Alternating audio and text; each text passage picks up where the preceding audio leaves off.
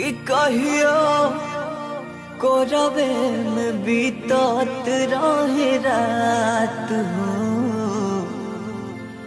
अब तू बनेलू अनजान कि जब से गईलू बबलुआ के साथ हो। अब तू बनेलू अनजान।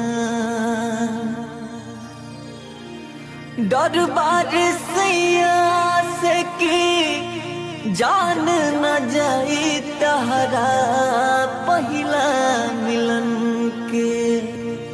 ई बाकी सोचता बीतत हुई गुरी हमारा मन के।